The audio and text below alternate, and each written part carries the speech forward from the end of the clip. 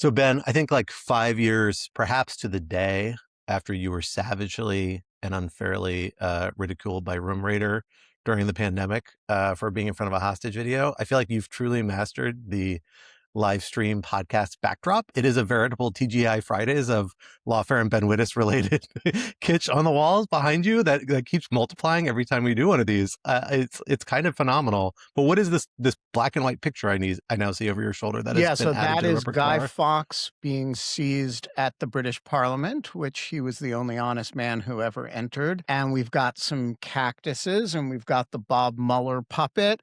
And some of my audience sent me a barrister's wig once for reasons that is very hard to understand. So we've got the barrister's wig. Did it come with the wig stand, or is that It did an come with the acquisition? wig stand, Oh, yeah. I love that. And then we got the sunflower that dances and plays the saxophone for reasons nobody understands. And then, anytime I want to, I can turn this into a very serious Lawfare background. This I use mostly, for dog shirt TV, but, if I want to, I can just pull up the screen and it's a very serious looking Lawfare back. I thought your Guy Fawkes puppet was actually Stadler or Waldorf. So I think you're at a different intellectual level than I am. Yeah, well, the Bob Mueller puppet I had custom made, and, I'm very fond of the Bob Mueller puppet. Where does one get custom puppets? If you type in custom made puppets, a variety of options will show up for you. This one was made in Indiana, I believe. We still have a Bob Mueller votive candle somewhere in our attic. So Yeah. he certainly has his own cult. Hello, everyone, and welcome back to Rational Security, the show where we invite you to join members of the Lawfare team as we try to make sense of the week's biggest national security news stories. We have a little bit of a tradition here at Rational Security where when there is big news in the national security space, we commit a whole episode to it. And now this is the second time we'll be doing that in as many months because, of course, this past weekend, President Trump decided to initiate what appears to be a major military operation against Iran, opening with an attack that killed the Ayatollah Ali Khamanei, the supreme leader of Iran, making this an effort at, or at least something that had the effect of regime change, a major step in the region, something people have been talking about for a very long time that has obvious ramifications in lots of dimensions. So we're going to commit this whole episode to talking about this obviously very major development in the national security space, possibly the most major one of the second Trump administration. And that is saying a lot because, again, we've already done at least one of these episodes, maybe two at this point, over the last year that President Trump has been back in the White House. I could not ask for a better panel of Lawfare team members to talk about it with me. I am joined, as is so often the case, first by host emeritus and Lawfare editor-in-chief Benjamin Wittes. Ben, thank you for coming back on the podcast. Of course, my pleasure. I think you have an almost unanimous, if not unanimous, record of joining for these special episodes. So always good to have you on, although maybe not a good sign for the state of the world, generally speaking. Yeah, the more Wittes, the worse things are for the world is a good rule of thumb. That is usually how I feel about my presence and job as well. Also joining us, somebody who probably feels the same way about their job and expertise as well, is Lawfare's foreign policy editor, Georgetown and CSIS's Dan Byman. Dan, thank you for joining us as well. Always happy to be here, Scott. And joining us as well is one of the newer members of the Lawfare team, but a familiar sound and sight to us here on Rational Security at this point is Ari Tabatabai, Lawfare's public service fellow, joining us from overseas, almost the opposite end of the world, and yet no doubt still getting a lot of the same news and affected by the same echoes and ripples out from this major foreign policy action over there as well. Ari, thank you for joining us and staying up late to join us, no less. Thanks for having me. Yeah, I'm here from the future. There you go. Exactly. Hopefully it's looking a little brighter. I somehow doubt it. So we are going to commit this whole episode to this one topic, but I think as is our usual way, we're going to try and divide it up into three sort of lenses to look at the topic. So let me run through our three kind of topics, subtopics we talk about today. Topic one, isn't it ironic? Trump's decision to join. That's pretty good, actually. I thought it was pretty good. I Well done. can't. It suddenly occurred to me that people don't use that joke. Of all the jokes that people use about Iran, that are puns on the word Iran, that one has not shown up. And I felt pretty good about it. I've had this one in my back pocket for a while, if I'm being honest, because I kind of saw this coming. At least a little bit. Let's talk about it again. I'd say it's a little too ironic. Yes, exactly. Isn't it all these days? Trump's decision to join Israel in removing Ayatollah Khamanei reflects a deep reversal by the president, who has spent years criticizing his predecessor's own experiences with regime change and other overseas adventurism. What drove Trump to proceed this time after stopping short twice in the past year? What can we learn from the way the Trump administration has proceeded, and how far will Trump let things go? Topic 2, Bibi's big adventure. Regime change in Iran is something Israel and the Arab Gulf states have advocated for frequently in the past, but they had all adopted a more cautious and even conciliatory posture towards Iran in the months before the current offensive, at least in public, although we know in private now it sounds like things may have been a little bit different, at least in regards to Saudi Arabia. How has the region approached this conflict, and what will it do moving forward? How will it be affected? And topic 3, MIGA. The death of Ayatollah Khamenei is a major shift in Iran, but we don't know where it is going to lead. One risk, a concern that people have always had about regime change in Iran, that it will be highly destabilizing and end up with a failed state in a crucial corner of the Middle East. On the other end, other people have asserted that removing the Ayatollah and his regime will give the opportunity for Iran to flourish back into a democracy, or at least something else closer to a state that's more stable and free than Iran has been for the last several decades. Between the two is a mass spectrum of possibilities. What does the future hold for Iran in the post-Ayatollah era, if that's the era that we're headed into? So for our first topic, to kick off this whole conversation, I want to start with Ari. Ari, you've obviously worked on Iran policy from inside government, spent a lot of time looking at outside government. I want to start just getting a sense about what this argument and what the forces politically for regime change in Iran have looked like for the past several years. I've worked in government at this point a good while ago around Middle East issues. And at the time, a decade ago, more than a decade ago, during the kind of the peak conversations, I recall, this possibility of taking major military action against Iran was always something talked about, particularly in certain circles, particularly wings of the Republican Party and Republican Party kind of conventional foreign policy apparatus, not really what has become the mega wing, the more restraint-oriented wing. But there's this very, very big coalition driving towards this outcome. First, military action against Iran more severely, and then potentially even leading to regime change, although the two always weren't exactly linked. The first Trump administration was full of people who were from this more conventional foreign policy apparatus that was tied in with the Republican Party, which has a lot of roots in neoconservative movement and the kind of ideology and strategic thought that led to the U.S. invasion of Iraq 20 years ago.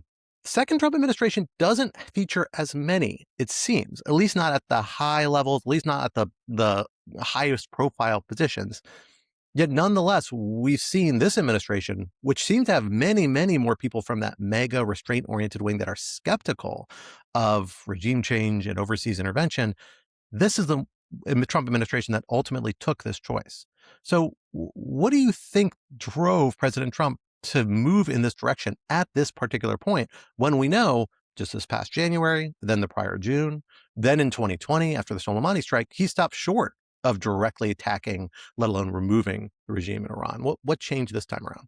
Yeah, in a way, I think the second Trump administration is kind of taking the Iran policy of the first Trump administration to its logical end, right? The first Trump administration started by, in the first couple of years, talking about withdrawing from the JCPOA, talking about building what at the time was called the maximum pressure campaign.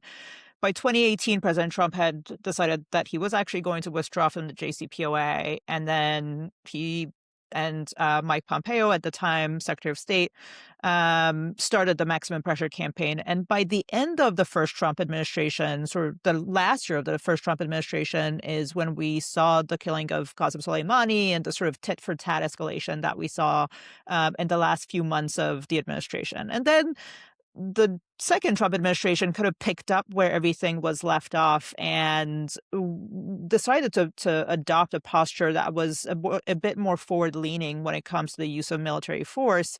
And obviously, we saw that over the summer with Midnight Hammer, where the administration's stated objective was to go in using the kind of weakness of the regime and building on the work that Israel had been doing to kind of take care of some of Iran's military capabilities, target Iranian nuclear facilities, the key ones, and then nothing happened for a few months. There were some negotiations that seemingly were still ongoing at the time when President Trump decided that he was going to conduct this large-scale combat operation that we're in right now.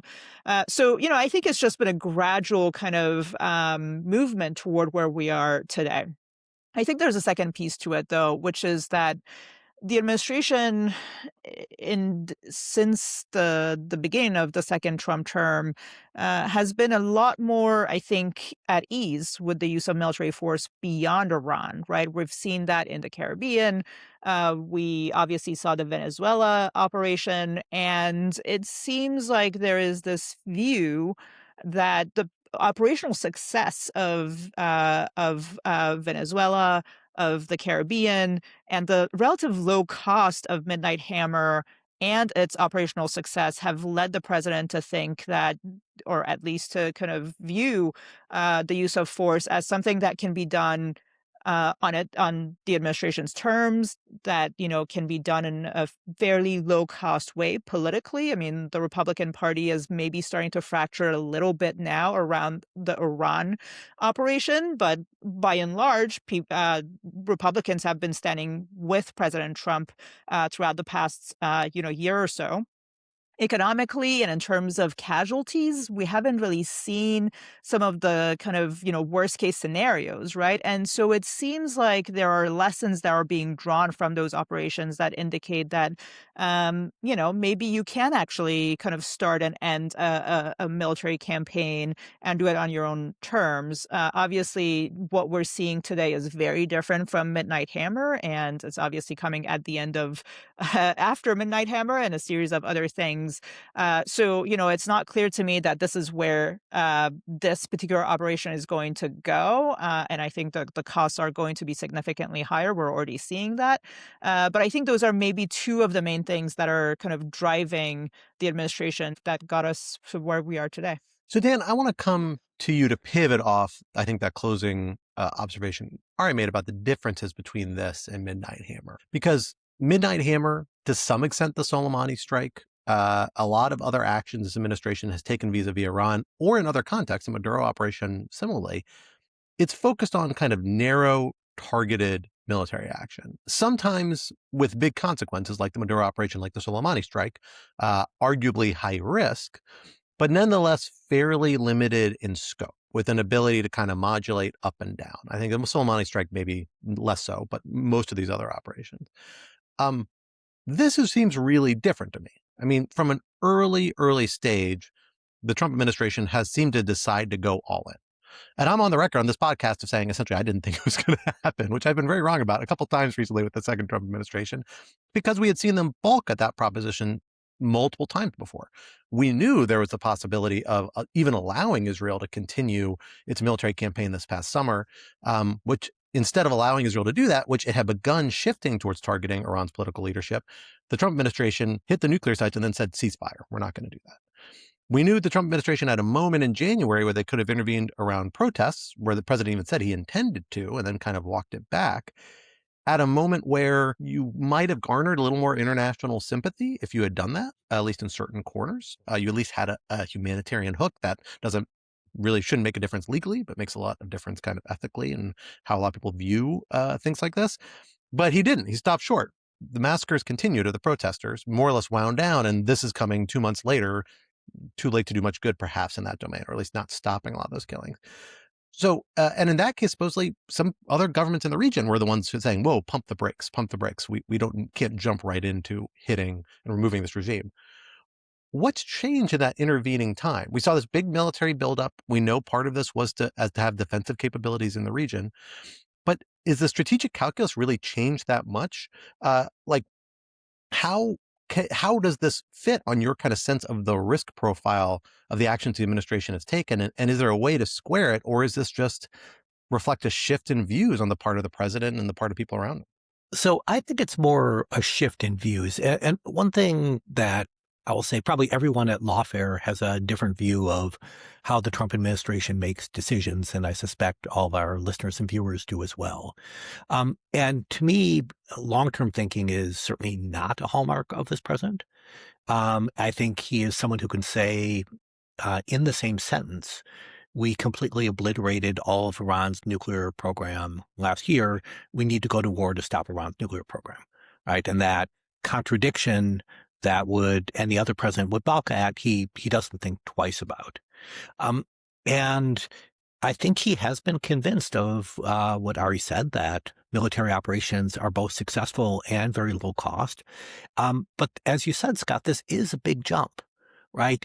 This is a much more massive operation. If you look at really all the operations you mentioned, Soleimani, Venezuela, Iran last year, these were basically one-day operations, right? These were quick hit and end. And this, this could end tomorrow, but it will probably last at least weeks, possibly longer. There's been talk of further escalation. I don't think ground troops are at all likely, but they've at least been mentioned. And as a result, the political consequences are much bigger. The possibility of more lasting price rises or economic consequences, anger from allies about kind of long-term strain, all this is coming to the fore. But I really see this, if we're going to use the word I think I might use in quotes perhaps, is learning from the Trump administration, which is he sees military force as a way to show himself on the national and world stage in a successful way. We know he has a very limited news diet that only consumes things that are largely flattering of him. And in the past, these kind of, very triumphant military operations, he feels made him look good. His advisors, as you said, are not people putting brakes on, but are actually encouraging him with their own agendas in different ways. So I do see this as a change, but in some ways as a progression from where he was a year ago rather than a complete break. Ben, no one I think is a closer Trump watcher than you or have been for the last decade or so. What do you make of that kind of narrative Dan spelling out about this trajectory, which is the idea of if I can paraphrase you, Dan, I think that I'm getting at your logic here. This is Trump learning and shaking loose of some of his psychological constraints, some of the risk aversity that may have held him back before. He's seen success. He's tasted success. The institutional factors that may have restrained him in the first Trump administration have kind of fallen away. Now, his kind of frame of reference, his selective memory has adjusted to use these things as a vehicle of success. Well, does that make sense to you? And what does that bode for the future? And to the extent if that is a vision that makes sense to you, where could or would or might pushback or learning on the part of Trump or the people around him come from to rein in those instincts to the extent they have, which currently, at least in the region, might have some damaging consequences? Yeah, so I think there's a few factors at work, some of which Ari and Dan have alluded to. I'm going to frame them a little bit differently. So the first is this is fun. And he he's got this military with these really powerful tools, and what happens is you point at a problem and you say, let's deal with it by blowing that up. And the first thing that happens is a whole bunch of generals tell you why you can't do it and tell you about all the political and military constraints. And then the second thing that happens is you say, do it anyway, and they go and do it and it works. And you learn from that the generals are full of shit and they're cautious in a way that is uh, uh, just unmanly, frankly, and that your instincts, which are let's blow these things up, why do we have all these cool toys if we can't use them, actually uh, is right. And so you get more and more confident about the instinctive, oh, well, let's just go blow it up solution. And sometimes blow it up is let's just kidnap the guy and bring him to New York. And sometimes it's let's just, blow up some boats. So that's thing number one. Thing number two is Israel envy. The Israelis have gotten a lot of mileage over the last few years out of tactically brilliant strategically unclear actions in their region where they get a huge amount of short-term and maybe long-term benefit from blowing things up and killing people in ways that they have uh, people have said was not possible or couldn't be done without a massive war, or and then they just keep doing it and it keeps working, at least in the short term. And so what you learn from that, if you're Trump, is uh, why not try it? And so far, and because the general response of the bureaucracy tends to be overcaution about a lot of things. And by the way, for very good reason. Their job is to think about the downside risk of things. But, if the downside risk is 20%, and you can get away with a string of things where you don't pay the downside risk, at least in the short term. And so I think it's fun. We can get away with it, and we probably will, which translates in Trump's mind to everybody's being hyper cautious. They're just not manly enough to do the thing. And the pressure on the other side, which is Bibi would do it and he'd get away with it, is, I think, shaping a lot of things. The final thing is that the people who would be most apt to put the brakes on things like this, James Mattis's and, the former head of the Joint Chiefs, these are not people who are in government anymore. And so the larger theme of the second Trump administration, which is the brakes are off in terms of the human people who would say no, who would say, are you sure you want to do that? Who would take the Korean American Free Trade Agreement off the president's desk when he's not looking and hide it? The withdrawal from that. That really happened, right? Those people aren't there anymore. So I think if you take those three things, you've explained a fair bit of it. So there's definitely an endogenous part of this that is inherent to the Trump administration, people around him. There's also an exogenous element of this, right? Like, we have seen Iran substantially weaken over the last year and a half, primarily as a result of Israeli military operations against Hezbollah, again, because of the not Israeli driven, but indigenously driven collapse of the Assad regime in Syria, because of the conflict in Hamas that has been devastating and complicated in a lot of ways, and is far from a clear win by Israel, but certainly has had the effect of decimating Hamas. So we know Iran has been in a weaker position, and that's particularly true after this past June and July operation, when we saw a lot of its military and leadership capacity get substantially weakened, although they've made efforts to rebuild back from that. That built on the prior Israeli campaign against Iran that had knocked out a lot of its air defenses months earlier. That was part of the reason why they felt confident about moving into this campaign. So we've seen this capabilities, this sense of Iran, which I think really loomed, its potential responses loomed large in the psychology of a lot of policymakers as a big concern for years and years, get shown to be maybe a little bit of a paper tiger, I think, or at least much less weak, threat now than it may have been 10 years ago, or at least was perceived to be. So, Dan, let me ask you, as somebody from, with experience for the intelligence community who's looked at issues like this before, what does that tell us about the advice President Trump was getting, if he was listening to it, about the challenges of this type of operation, or maybe of the range of menu of options that he might encounter here?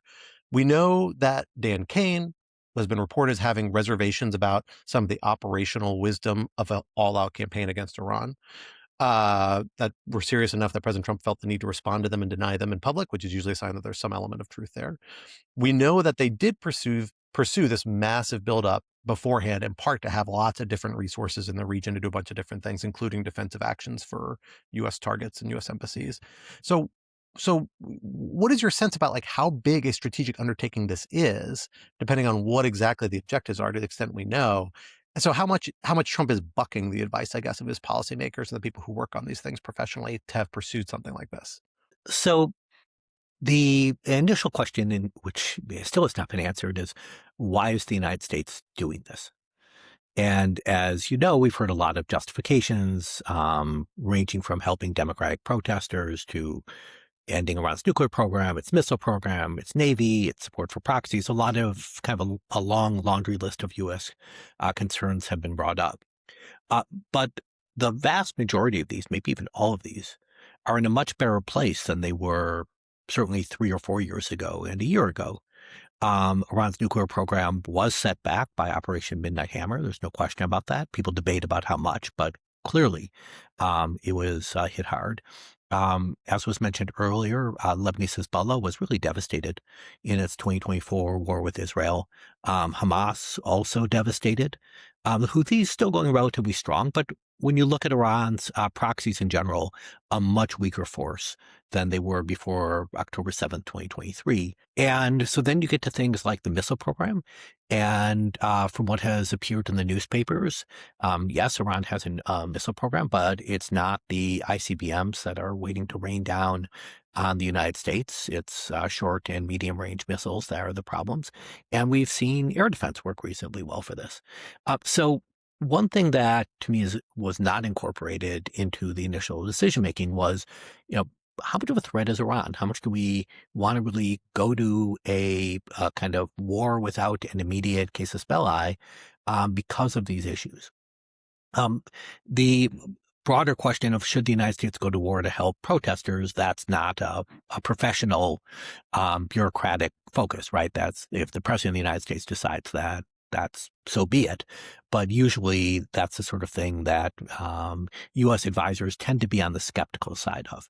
And I want to be clear, I certainly don't know any inside information here, but I would be very surprised if advisors were saying to President Trump, yes, of course, we can put in a good regime here. I suspect they're saying a lot of the alternatives are either chaos or, a dictator with a uniform instead of a dictator with a turban, right? That you're not going to see dramatic regime change here. Then you get to the actual operations, and what has leaked is General Kane's warning that we don't have sufficient numbers of air defense munitions for key systems. And we've seen some of the consequences of that where, some Iranian strikes have gotten through, not huge numbers, but enough where there have been real casualties, both for the United States and especially for U.S. allies. And so that kind of broader question of U.S. preparedness for a big struggle is one. And also that goes to broader U.S. concerns around the world. These munitions and U.S. military assets in general are wanted in Europe with regard to Ukraine. They're wanted in Asia for a China threat. So there's tremendous opportunity costs. And not to go too far down this rabbit hole, but we actually used a lot of this in our conflict with the Houthis in Yemen last year, which is not something most Americans really focused on, but that relatively minor conflict actually was a huge drain. So the professional military's advice that at least has come out has been very cautious. But I take Ben's point to me, which to me is a very important one. Trump has learned that, hey, when I use force, it works. All these kind of naysayers in the bureaucracy, they're wrong. We can take some risks. The U.S. military is awesome, and it makes me look good. And I think that is, kind of how he takes this. But that said, I'm going to say an unlucky Iranian strike that kills a bunch more Americans, increasing surges in energy prices. These are things that may lead the president to halt operations. And if he does so, I think he will quickly blame the military or blame others for not giving him good advice, for leading him in the wrong direction. Whatever specific grievance he'll want to say will vary. But I think he'll be quick to point fingers when things don't work out, just as he was quick to ignore the professionals when he thinks things will work out. And I do think it's worth at least mentioning in passing the legal side of this, because this is lawfare. It's something we do care about, even though we also bring in the strategic elements. And I'll say I wrote a piece on lawfare that went up yesterday about this that folks can look at if they want a deeper dive. But I'll just say at the top level, for a lot of the reasons you noted, Dan, like this really, in my view, pushes the limits of what the executive branch has said the president can do before. It's hard to say it goes beyond them because the executive branch has always been deliberately cagey about where exactly to draw the line, because the executive branch's views are written by executive branch lawyers whose job is to figure out the ways to get the president what he wants, unless it's like clearly in violation of the law. And So they found lots of ways to wiggle the international law arguments, the domestic law arguments.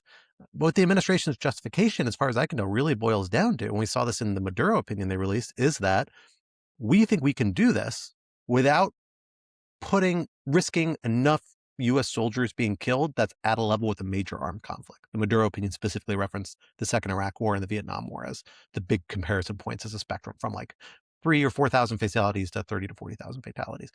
As long as we stay out of that band, we think we're safe.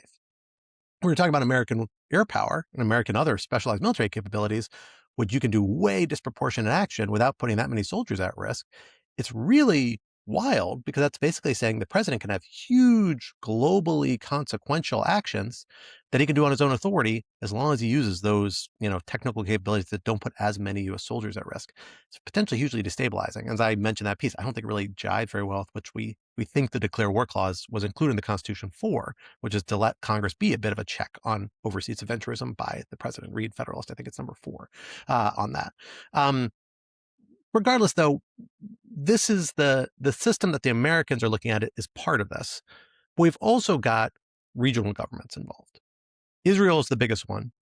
We also have reports that, because of course Israel is kind of leading this campaign, at least in terms of targeting Iran's political leadership, they appear to be the ones pulling the trigger on those strikes. The Americans are providing intelligence, but mostly hitting security apparatus sort of items. We also have reports that Mohammed bin Salman, the crown prince in Saudi Arabia, has been, quietly urging this campaign, even though publicly he's been voicing restraint. And this follows a trend we've seen from other Gulf governments that historically have been pretty hostile to Iran over the last year or two. I would say primarily since the October 7th massacre in Gaza, have been a little less openly hostile towards Iran, at least by my sense of the rhetoric. Ari, I want to come to you on this. Talk to us about what the kind of regional dynamics towards Iran, a regime that has been seen as a regional problem by most governments in the region for a long time. Talk about what that kind of posture has been and the ways that may or may not have contributed to this latest campaign.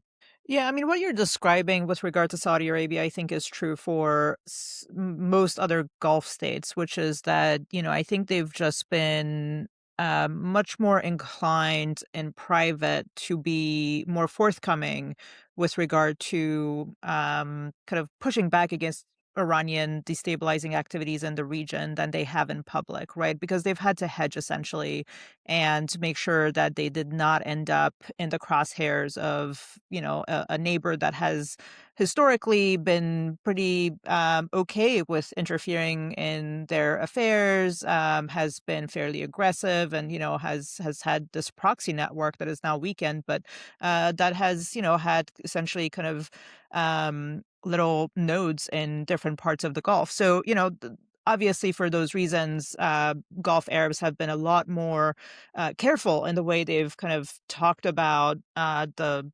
rivalry with Iran and in terms of advocating for more forceful action against Iran in public. In private, it's been slightly different. So there is that piece, which I fully buy the reporting that the Saudis and MBS specifically have been kind of advocating for more forceful action with the president. The other piece of it is the kind of growing integration that multiple administrations now in the United States have been advocating for in the Gulf and the region more broadly.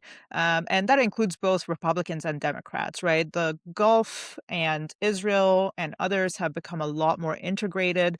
We're seeing some of the fruits of that in the way that the response has unfolded to the Iranian response, if you will. These are countries that have become a lot more militarily capable, especially in terms of air defense.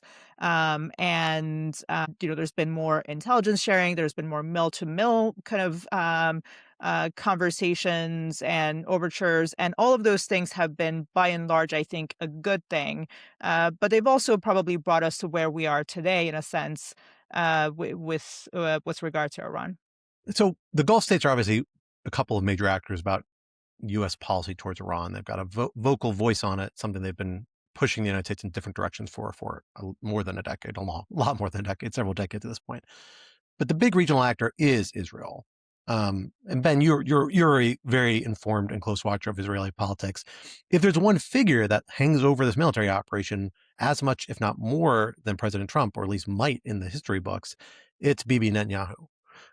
So talk about his motivation and the reasons why he might be pushing for this military campaign when, again, this past summer, he didn't go straight for the head. He didn't go straight for the Ayatollah. He did target political leadership, was ratcheting up before the ceasefire that the Trump administration pressured him into.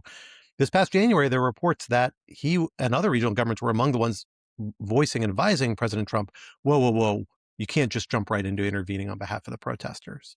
So talk to us about what's driving this change in mindset and what's led him to finally reach this moment, which by his own description is something he's wanted to do his whole career. Yeah, so I don't believe the stories about January and the Israeli sense of restraint in January. I think that was mostly a posture the Israeli government wanted to be seen to adopt. And by the way, the same with the regional Gulf governments. I have no evidence of that. That's just an instinct. I look. Bibi is a very complicated political animal, but there are certain things about him that are very simple and actually very pure. And one of them is that he believes that Iran is the principal threat to Israel. He has always been, for the last 25 years, obsessed with the Iranian nuclear program. And he traces most big problems back to Iran. He's quite consistent about it, and his view of the subject is pretty simple, actually. And I think that general posture explains a lot of his behavior over the past few years, which is he systematically went after the Iranian proxies, one after another, and did so very systematically and very effectively, frankly. He then went after the Iranian air defenses and nuclear program, recruiting the United States to do the nuclear program part. But he disabled Iran's ability to defend itself as he established air supremacy there. And then, having done all that, and having gotten the United States to destroy a lot of the nuclear program, he then went after the leadership of the country. And I think he's like, none of this is secret. None of this is nefarious. Like, if you listen to what he's been saying for the last 20 years, you would kind of like you started with the sort of neocon wing of the Republican Party. All of this has been in the open that this is what he wants to do. And by the way, there's I don't mean to sound dismissive of it, there's a quite coherent understanding of Israeli security in which this makes all the sense in the world. And in fact, I think if you start on October 7th and say, who has been the big winner of this regional conflict that has developed, Israeli power and security has been kind of enhanced at every stage. So I don't even mean to really second guess the premise. I think he's been effective and fairly straightforward about what he's trying to do. Now, is there a domestic Israeli politics dimension to it? Of course there is. And that is the following. One, that Bibi was the prime minister at the time of the most devastating attack on Israel, at least since 1973 and maybe ever. And he bears some non-trivial responsibility for allowing that attack to happen. And having used the time between then and now to systematically dismantle Israel's major enemies, including lopping off the head of the snake itself, which is the Iranian leadership and its missile program and its ability to run all these proxies, is one non-trivial way of going back to the Israeli public and saying, I'm still your guy. And that is, he's going to face an election this year. And that's the argument that he's going to make. Don't look at what happened on October 7th. Look at what I did after October 7th. So, yeah, there is a substantial domestic politics component to that. There's also a domestic politics component to his, you can call that the settle all family business approach, right? It's kind of Corleone. He's got this precarious far-right coalition to hold together. And if you're trying to hold together a far-right coalition in Israel, you never lose by being on offense against Iran and its proxies. And so there's a pretty simple calculation there. But I think it all points in one direction. Here's what I don't believe. I don't believe it's an attempt to distract from his criminal prosecution. Yes, he's got an ongoing criminal prosecution. Yes, he's got a serious set of corruption issues and a confrontation with the judiciary. But all of this is also what he actually believes in terms of what the big threats are facing Israel. And if you had said to me, on October 5th, there's going to be a major attack on Israel in 2 days. It's going to be devastating, and Israel is going to respond by going after, in sequence, Hamas, Hezbollah, the Houthis, the Syrian regime's going to fall in there, and then they're going to go after Iran, plausible or implausible. I would have said totally plausible.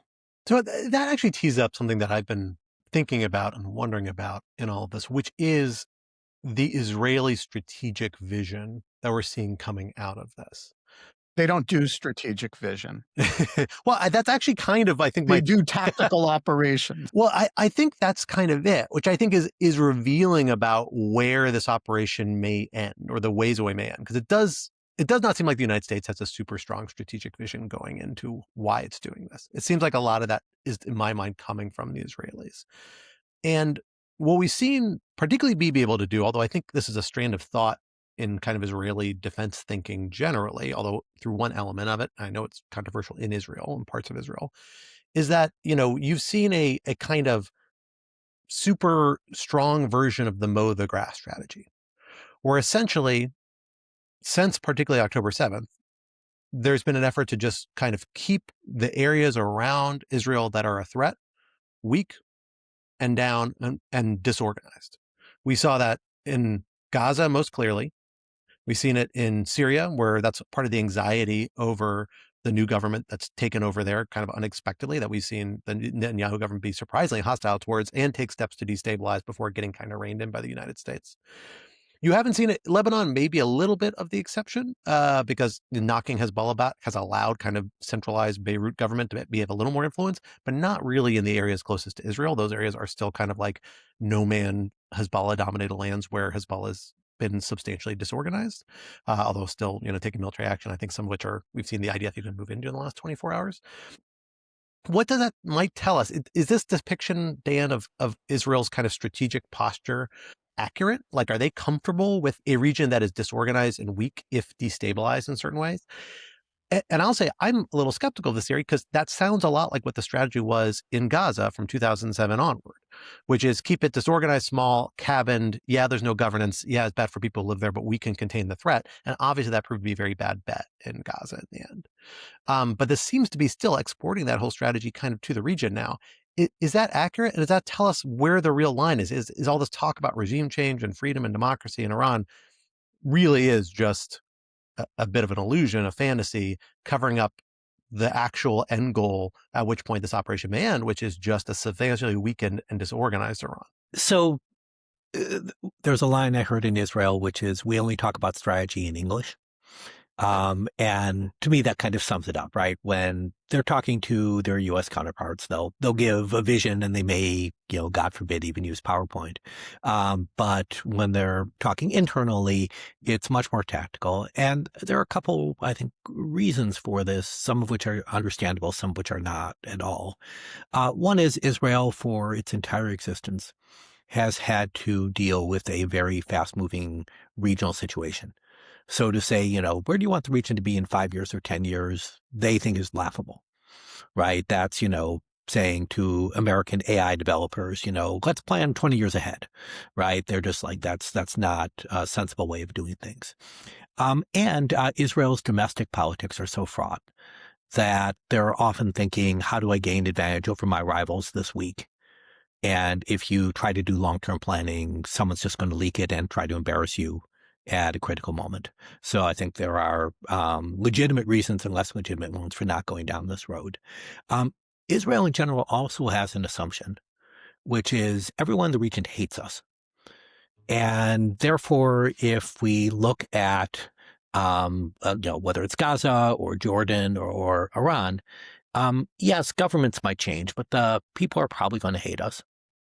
And a lot of what we want is either a dictator who will go against popular opinion, right? So if you look at Egypt or Jordan, popular opinion is very anti-Israel, but the governments are very cooperative with Israel. Or we want the country to be weak. And as you mentioned, that is certainly Syria. And I think that I think the Israelis are very skeptical of regime change in Iran. Part of it is they don't think it would necessarily lead to a pro or a better government for Israel, but also I think they just don't think it's going to work, that you might end up getting a more competent Islamic Revolutionary Guard Corps commander in who's just as anti-Israel, just often a little smarter about the whole thing. And as a result, they're often thinking about weakness. And they are thinking, there's a old line of, in war, you want your enemy to be weak, and in peace, you want them to be strong. I think their view is we're kind of always at war, therefore we always want these people to be weak. And therefore, when in doubt, the weakening seems to be the Israeli approach. I actually think that's misguided.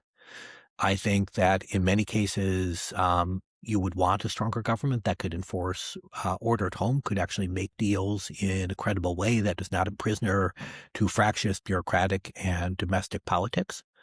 But Israelis are very skeptical of that. And it is this kind of, we will face perpetual conflict. And if so, we'd rather enemies be weak and off balance and easily defeatable rather than have the time to gain international support, build their militaries, and pose a bigger threat.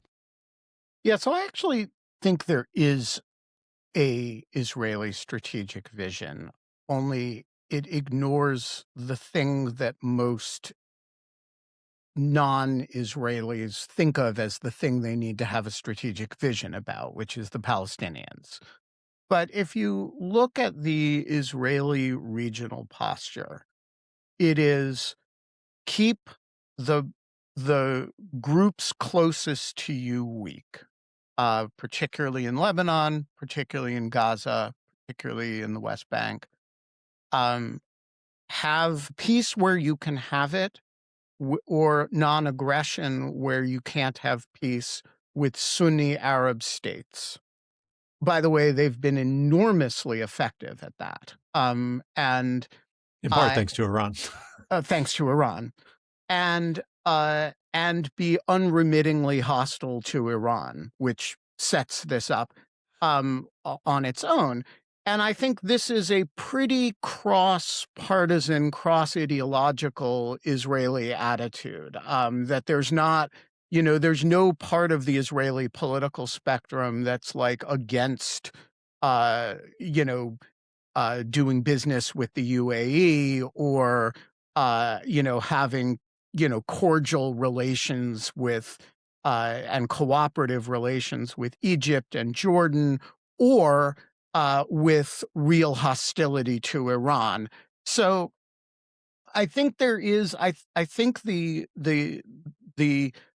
by the way, the day that there is a central government in Lebanon that is in a position to assert power over the South, Israel will be thrilled by that. And I don't think that's likely to happen anytime soon, though it is more probable now that Iran is not in a position to, put a big stake on Hezbollah. But I actually think there's uh, you know, if you look at the Israeli posture through the lens of what Israel does over time, it is a preference for every regional actor that is Sunni over every regional actor that's Shia. It is a preference for authoritarian but not murderously authoritarian states, Gulf states, Egypt, Jordan, and it is a preference for entities that are not right on its borders, that aren't. And so I do think there's a coherent vision here, and it's just one that completely ignores the Palestinians. So there's one last set of actors outside this immediate region, but that are clearly players in this broader scheme. And that's traditional U.S. allies. Before the strikes in June on the nuclear program, we saw G7 weigh in basically in support, saying Iran's destabilizing, it cannot have a nuclear program, and that taking action to do that is appropriate. Even though questioned by international law, questioned things like that, that kind of targeted action, perhaps they knew how limited the scope the Trump administration intended, perhaps not, we don't know, led them to lend their support behind it. That hasn't been the trend this time. We've seen Australia and Canada say basically the same thing. Iran can't have a nuclear weapons program, and it's okay for the United States and Israel to stop it. France, Germany, the UK have been much, much more reserved, have not really commented on the operation or its lawfulness other than to say, we need to return to stability and come back to the table. But that's, I think, for close U.S. allies, as close to a condemnation as you're ever going to get, honestly, for something like this. And for the rest of the international community, you really have not seen many states step up and back what the United States and Israel are doing. Ukraine has, perhaps unsurprisingly, a handful of other states, but no other major players. Instead, you see a fair amount of condemnation from a lot of the traditional, China and Russia, and a lot of people saying, let's get back to the table. We have to return to negotiations. We can't let this destabilize things from the rest of the world.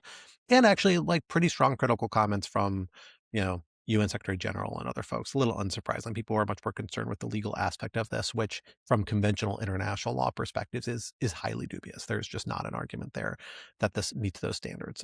Although the U.S. and Israel have long been dissenters from that view and embraced a broader view where maybe you could squeeze this under, but I'm highly skeptical of that even. But Ari, let me turn to you on the political aspect of this. What is the calculus for these European allies? Is this a purely international law concern? That's what you saw the UK cite. And I do think there's an element, notably the UK has domestic legal requirements that feed into international law. That's why they say they didn't allow the United States to use their facilities for these initial strikes. Now Spain's in the same category as well, causing a bit of controversy. But notably the UK has walked this back a little bit about the reprisals that Iran is pursuing. Now UK is saying, yeah, you can use our bases to hit Iranian targets that are related to the Iranian responses hitting different civilian targets and military targets around the region, just not the initial wave, because I think the self-defense international legal justification there actually is a lot more credible. And a lot of states may find themselves in a similar position if Iran's kind of reprisal campaign continues at its current scale. But talk to us about the calculus for kind of those other major players and to some extent the rest of the international community. How are we likely to see them approach this? A war that has a lot of problems, going to trigger a lot of international problems, but also is addressing what a lot of the international community thought was a real problem, which is Iran, a state that does sponsor terrorism and that did have an active nuclear weapons program in the recent memory that they seem to be pursuing. How does this fit into that broader calculus? Yeah, so I mean, you laid out essentially, I think, a lot of things that many of these countries, especially let's start with NATO allies, are grappling with, which is one, everything is playing out against the kind of fracturing essentially of NATO, right? We are just a few weeks after the Greenland crisis. The president and the administration are still kind of, using coercion against NATO allies, and seemingly the goalposts change on a kind of a daily basis as to why we are pursuing coercion, whether it's trade one day or tech related issues, related to like censorship and social media platforms. There has been reporting about what the administration is trying to do internally within EU countries and Canada with separatists. So, there's a lot of kind of domestic and transatlantic tensions that are still playing out. So NATO allies are having to kind of think about everything that's going on with regard to Iran in that context. They're obviously trying to manage the Trump administration and not kind of get it to not lead it to kind of to up that course of diplomacy against them on the one hand, and on the other hand, they have a lot of the issues that you're laying out with regard to Iran, right? Then for 3 European countries especially, there is the added piece that, they were members of the Joint Comprehensive Plan of Action. Sorry, not members, but they were participants in that whole process. That's Germany, the UK, and France. They have kind of mixed views about this because on the one hand, President Trump is the one who withdrew from the deal. The 3 European countries really wanted to maintain the deal in place, really pushed for some sort of arrangement that kind of brought us back into it. So, they hold the Trump administration and the U.S. sort of as responsible for where we are, essentially, with regard to the nuclear program. On the other hand, Iran has been pushing the limits of its nuclear program. It has kicked out IAEA inspectors. So, they do not like that all of those things have been going on. There's also the piece where if this whole conflict continues, they're going to see the ripple effects of this conflict a lot more than the United States, right? Immigration is going to be one of those big challenges. Iran kind of targeting Jewish centers, for example, terrorist attacks, assassination attempts, etc., are not going to be limited to the immediate region. They're also going to be unfolding in Europe, and Europe is very much aware of this. So there's concerns, I think, of what the Trump administration might do and how it all plays into the intra-NATO dynamics on the one hand. We're seeing it, as you laid out, very clearly in the case of Spain, where Spain is has questions about what we're doing in the region. And President Trump has been coercing Spain, saying that he's going to cut off trade, saying we're going to use your bases whether you like it or not. So, they're trying to not get in the crosshairs of the Trump administration more than they are, but they're also having to manage all of these security challenges and the dynamics that come from the conflict that are essentially beyond their control. To talk about one more international player that I think is maybe worth highlighting specifically, China, I think, is an interesting one because, number one, it is a huge consumer of Iranian oil. It's obviously not particularly happy with the instability in the region, and it is, it's just not something that is beneficial to it economically. However, I think politically, it's actually benefiting from the situation because, number one, the United States is back being extremely entangled in the Middle East, which is good from the Chinese perspective, right? Because that means that we're just too busy and our attention is too diverted to care that much about the Indo-Pacific. The administration had obviously deprioritized the Indo-Pacific in any case. But the more I think distractions the United States has, and the more, and this is to the point that was made previously, I think Dan could have started talking about the readiness piece and the trade-offs, right? The more we're spending time, resources in the Middle East, the fewer of those resources we're going to have to dedicate to the Indo-Pacific. And on top of that, if China were to actually take over Taiwan militarily, it is going to be a lot more difficult for the United States to credibly say, hey, we oppose this, right? So, I think from the military and political perspective, China's deeply benefiting from the current situation, although economically is perhaps, at least in the short to medium term, seeing this as a bit of a challenge, especially in terms of its energy, meeting its energy needs. So I want to, with the time we have left, spend some time thinking about what Iran is going to look like coming out of this. Before we get there, I think we need to think about where it is like right now, 3 days, 4 days into this campaign.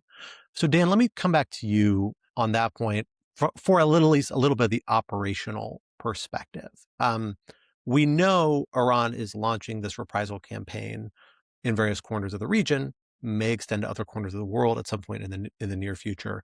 Part of the concern about taking such severe action against the regime has always been how it might be able to respond through various proxies, where we've seen Iran take action in South and Central America, in targeting Jewish cultural centers there. Recently in Australia, where the Bondi Beach attack has been tied to Iran. That was actually an express reason why the Australian government linked Iran to terrorism in its statement supporting this kind of ongoing action. So what do we think the state of that capabilities is, the types of action this regime can still take around the world, and what is the trajectory of that capabilities moving forward? Is this a period of instability that the world will ride out and then Iran will no longer be able to take, or these actors are no longer be able to take these action or inclined to do so? Or is this a sustainable capability regardless of the US and Israeli military campaign? So I think the risk of international terrorism, both right now and in the future, is quite high, assuming this regime or some variant of it stays in power. Let me give a couple of reasons. So one is when you think of attacks in Europe, but especially attacks in the United States, Iran, for the most part, has been cautious about this in recent decades, in part for the obvious reason that it's incredibly escalatory. And one thing that people like me have always said is, yeah, they may have some capability, but they try to be careful about this, in part because they really want to save it for when there's an existential threat, right? Well, right now, this is an existential threat, right? The United States and Israel are openly saying we want to, fight and bomb until the fall of the regime and calling on people to rise up. So that disincentive is removed, that disincentive about escalation. Um, as you mentioned, Iran has shown a capability to act around the world. I suspect there is a cat and mouse game going on, or a spy versus spy game, where the United States and allied security services are trying hard to identify and stop possible Iranian efforts. Having said that, as IRA terrorists famously said about trying to kill Margaret Thatcher and British officials, we only have to be lucky once. Right. So if the United States stops, 19 out of 20 plots, that's a 95% success rate. But that 5% is incredibly consequential. And the last thing I would say is this is a long-term problem, again, assuming this regime stays, because the incredible number of high-level assassinations, especially the supreme leader. Right. And we have seen in the past Iran try to respond to killings of Qasem Soleimani, the Islamic Revolutionary Guard Corps Quds Force leader. We've seen Hezbollah try to respond to killings of its operational leaders, notably Ahmad Muniya. But this is an even bigger one. This is the religious head of state, along with dozens, perhaps more, other senior Iranian officials. And there are, I'll say, personal reasons almost for Iranian leaders to do so. These are friends. These are relatives. In addition, these are senior members of organizations. And it's hard for organizations to simply say, oh, okay, we were devastated. We're going to do nothing about it. So I think there are a lot of incentives for Iran to use terrorism to escalate. And these incentives grow the worse the situation gets for the regime. Right. So any restraints of, look, if we hold off and just keep our heads down, the United States will grow tired and the bombing will stop. If that possible path to survival goes away, then Iran has more incentives to strike. So with that picture of the capabilities of Iran and the incentives of Iran, Ari, let me turn to you about where we have a sense of what the political picture is in Iran. That's only beginning to come into focus. We now are seeing these reports that the Ayatollah's son is in position to likely become the next supreme leader. We've got kind of a council of senior figures, some of whom are from the prior government, that's kind of advising and shaping and leading this sort of interim authority, but still highly kind of chaotic. We have talks about the CIA engaging, Kurds and Kurdish movements and supporting them to try and support some sort of challenge to the regime. We know there is a protest movement that was very active, although brutally suppressed just a few months ago, but it's kind of spontaneous. It's not clear there's a real centralized opposition. What is the range of political actors that might come out of this particular moment? And how do we see themselves positioning themselves to either take advantage of it, like Trump and Netanyahu have urged the resistance of various folks, I'm not clear exactly who they're talking to do, or the different factions within the former regime that might now have more or less leverage to accomplish their different perspectives on what's in Iran's national interest. Yeah, so I think that's a really complicated question to answer right now. For one, because I think the president just yesterday said something, he was asked a question and he said something to the effect of, well, we've killed the first tier of their guys, and there's going to be the second tier that are going to be the people who are going to replace these individuals, but we also killed them. And then, we are also now going to kill the third tier and so on and so forth. And so it's not clear to me. There's, to the point of we're apparently kind of mowing the lawn. This was generally used in reference to the nuclear program. It's clear that we're also mowing the lawn when it comes to the political leadership right now. So I think part of it is we need to kind of wait for the dust to settle to see where the chips fall, to mix metaphors here, and see who actually ends up even being alive to be a potential contender. As you said, Scott, there is a council that is sort of a transition council that exists. It's composed of 3 individuals who are already in leadership.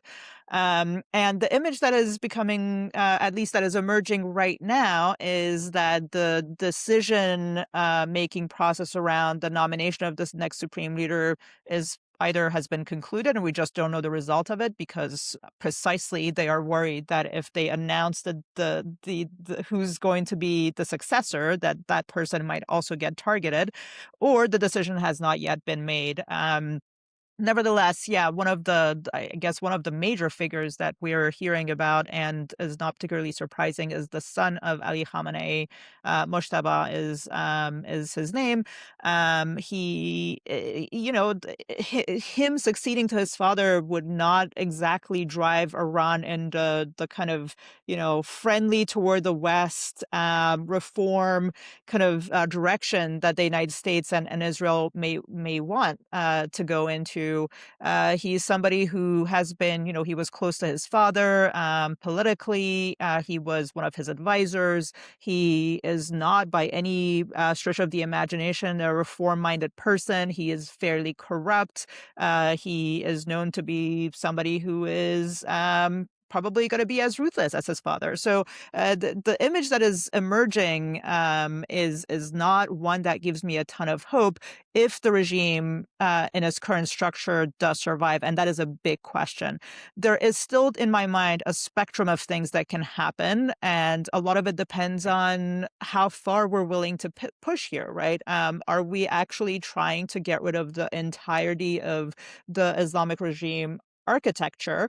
If that's the case, then we would be looking at kind of alternatives outside of that construct. And, some of the people who are out there who might be potential contenders is, the Crown Prince, Reza Pahlavi. But there might also be individuals within the country that we don't really know about.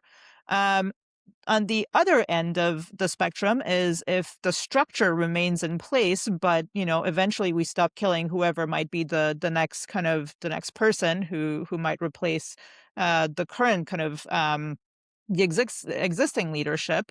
And there, again, Israel, for example, it's been reported, has been also hitting individuals who have been part of the system, who've been part of the regime, but who've had maybe a falling out with the regime. I'm thinking in particular of the leader of the Green Movement, Mousavi, who since the Green Movement had actually been under house arrest, and apparently the Israelis hit his residence, right? So these are the types of individuals who might actually be alternatives from within the regime, who might be much more reform-minded, who would still keep much of the structure of the system that is in place, but that would try to obviously make a lot of changes within it.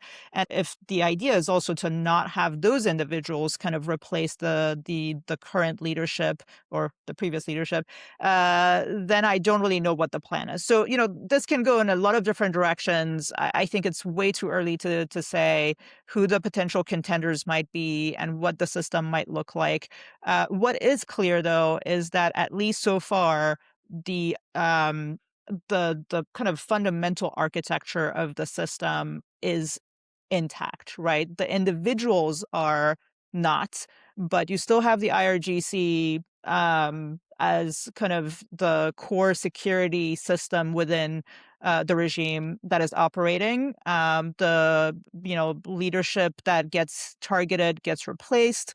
The kind of different councils and different power centers that exist within the regime are still intact. And obviously that's been by design. And that's something that Khamenei himself had done actually in the 90s to ensure that the system would be able to operate beyond just the kind of the few individuals in leadership and key positions.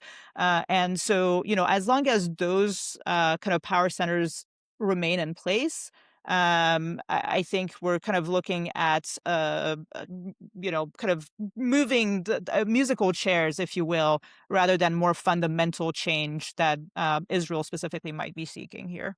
Well, I will say we are just about out of time for this episode, but obviously there is tons more to talk about. We could talk about this for another several hours, and I have no doubt we're going to be talking about this for a very long time to come, because I think this military operation, if not the campaign itself, consequences and ramifications from it will be with us for quite a while. But for the time being, we're out of time. Yet this would not be rational security if we did not leave you with some object lesson to ponder over in the week to come until we are back in your podcatcher. Ben, what did you bring for us this week for an object lesson? So I have a completely non-Iran related object lesson, which is that I spent the day yesterday doing something I had never done before, which was vibe coding. I decided to use Claude code for the first time to see if I could build a system for tracking Trump-related, Trump administration-related rule of law litigation in federal courts. And I asked Claude to build a system that would take the data from Lawfare's existing litigation tracker and create a dashboard for it that would then, if you clicked on one of the cases, create an AI summary of the docket with links to the underlying documents. And this took about 4 hours of work, and it produced, it's not quite ready for prime time yet, but I would say a positively amazing tracker that is leagues better than anything that is publicly available, is super useful in terms of connecting you with like if you have an idea of uh, um, what the subject that you're interested or who the plaintiff is, or like it's a law firm case or maybe a Doge case. You find the case, you click on it, and it'll tell you what the posture of the case is. And so I have to say I am kind of a tentative convert to vibe coding, and I think I'm going to spend an inordinate amount of time making useless products that nobody wants, and then being frustrated that nobody uses my products or credits my brilliance. So that is my experience. I am now social friends with Claude, and we we hang out. It's pretty amazing. I have played around with vibe coding. I have been a Gemini user, and I just got Anthropic or Claude for various reasons. You can probably guess in the news. And am now playing and trying to find ways to tee them off against each other, because you can have Claude co-work on your desktop interacting with your compiler programs, including Gemini, which I'm very excited about. So I may have some results coming back from this as well, because I've been using it to try and develop various scraping and research tools. For instance, to download like hundreds of diplomatic texts and histories, and hopefully put them in one searchable database that can be processed. So I'll let the listeners know how that plays out, but I am cautiously optimistic it's going to be pretty amazing. I'd be terrified if I were a software programmer, but it is pretty amazing for a software consumer, I have to admit. Dan, what did you bring for us this week? So Scott, as you know, I've decided my self-appointed role for object lessons is to flag for podcast listeners various games that may or may not be relevant. I love it. I am probably the number one consumer of this advice. An audience of one. And so what I want to highlight here is a game I've ordered but have actually not played, the very well-reviewed Next War Iran game, which is, of course, very, very relevant. The focus of the game is on Iranian attempts to close the Strait of Hormuz, so it's other countries attacking Iran rather than others. But it's part of the, I think, quite excellent Next War series, which is trying to integrate a bunch of more modern military concepts into wargaming. And I always enjoy these things because I can do a lot of kind of what-if thinking in my head. And it also forces some of the geography into my brain, which at times I have a hard time getting through more normal means, such as actually looking at a map. So I commend it to other people, although I should have the caveat that I'm going more off reviews than my own experience.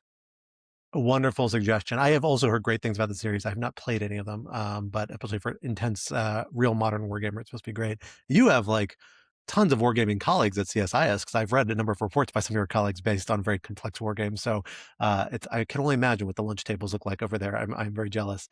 I will say for my object lesson this week, the day's events happen to align with a visit to my folks' house, where they have all of my old college and law school books up on the bookshelves in what was once my room of their house, at least the ones I haven't bothered to bring over to my house yet. And that includes all the ones from my Middle Eastern studies classes.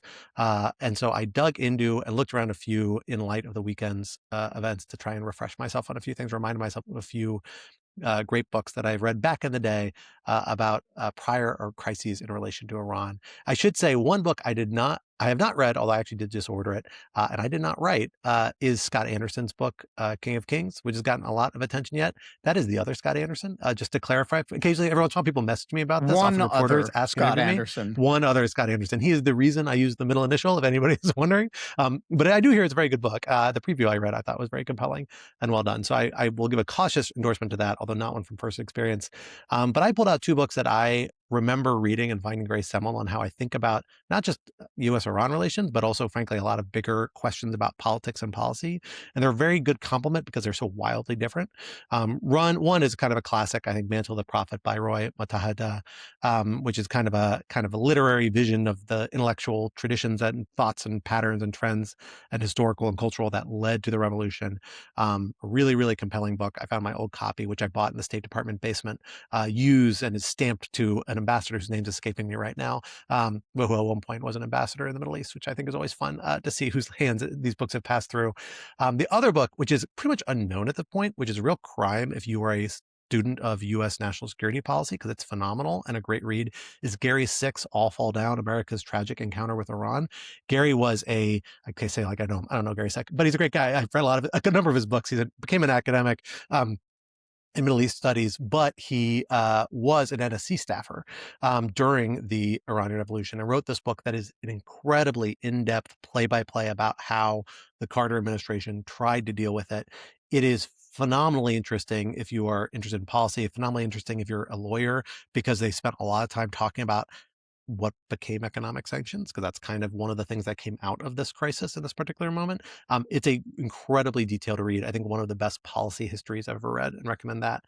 And the third thing I'll recommend, which I've recommended on the podcast before and is impossible to find, I haven't been able to find it in years, but maybe someone out there can help me, although last time I asked it did not help. It's a Dutch documentary called The Birthday that was produced in 2006, so I think it's like 20 years old now. I saw it at an independent movie festival 2 decades ago. But it's incredibly touching and interesting. It's a vision of several transgender Iranians navigating the very complex system of ideas, religious ideology, and then even public programs to have their gender essentially reassigned within the Iranian system, something that was permissible in part as an effort to reinforce a very rigid gender binary. And part as a result, because one of the people interviewed in this documentary who is transgender was involved with the revolution and was a correspondent of Khomeini, and actually persuaded and talked to him about this in a closed-door meeting that she refuses to disclose what they were talking about at the time, but came out of it with this kind of unique structure about how to approach this issue set. But the documentary is both compelling on that subject matter, but it's really compelling because it really gets into the personal lives of these families in Iran. And it's a really touching, compelling vision of just everyday life in Tehran in particular, and really showcases what an incredibly gorgeous city it is. It's just visually a really, really stunning piece. I haven't seen it in 10 years, but I have been talking about it since I saw it and been trying to find it. So if anyone finds it, watch it and please send it to me. I would love to see it again, even if it's not in English, even if it's still in Dutch or whatever. That's right. I'll figure it out. I'm sure I can have vibe code my way to a translator. With that, Ari, let me turn over to you to bring us home. What did you bring for your object lesson this week? Well, before I get to my actual object lesson, since you have been laying out all these books about Iran and the Middle East, let me add one more, which is Persepolis, a great graphic novel and a wonderful 100%. movie that I always recommended as like a movie or a book that my students read for my Iran classes. It's just wonderful, really well done, and pretty accurate too. All right, for my actual object lesson, though, I also have a game, but mine is decidedly not like, the tanker wars that Dan was describing. Mine is Final Fantasy VII, the redo for Switch 2, which I've been playing and I've been absolutely hooked. I played the initial game when it came out in the 90s. I was hooked at the time, and I'm remembering all the reasons why it was just one of the best games that's ever been made. Really great gameplay, really fun story, and the new graphics are just out of this world. So it's been really fun to do, and it's been a good kind of little way to escape the current news environment. So that's what I've been up to. Wonderful. Ben, you had a supplemental object lesson you wanted to drop in. You want to drop that in here? Because I think this is actually a really good one that I am going to check out as soon as I get off this recording. I will just say, for those who like the Rest is History podcast, which I enjoy a great deal, they recently did a 4-part series on the Islamic Revolution in Iran, which took place when I was a small child. And the Iran hostage crisis is really one of my earliest political memories that I followed in detail as a 9 and 10-year-old. And I found it a really useful and compelling kind of refresher on events that I was ambiently aware of as a child, but did not follow in an adult kind of way. And I thought it was a really useful overview in a fashion that I actually enjoyed. It is such a good podcast. I started listening to entirely on your recommendation, Ben, and it's great. Although I had missed these through somehow. I kind of been skipping around to chapters because there's so many episodes to look back on. Evidently, they do videos too, which I just learned when I just Googled this, which I didn't know. So if you want to check out the visual element, by all means, check that out as well. But until then, that brings us to the end of this week's episode. Rational Security is, of course, a production of Lawfare, so be sure to visit lawfaremedia.org for our show page, for links to past episodes, for our written work and the written work of other Lawfare contributors, and for information on Lawfare's other phenomenal podcast series. While you're at it, be sure to follow Lawfare on social media. Be sure to leave a rating or review wherever you might be listening, and sign up to become a material supporter of Lawfare on Patreon for an ad-free version of this podcast, among other special benefits. For more information, visit lawfaremedia.org/support.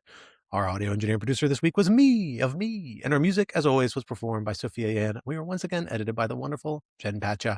On behalf of my guests, Dan, Ari, and Ben, I am Scott R. Anderson. We'll talk to you next week. Until then, goodbye.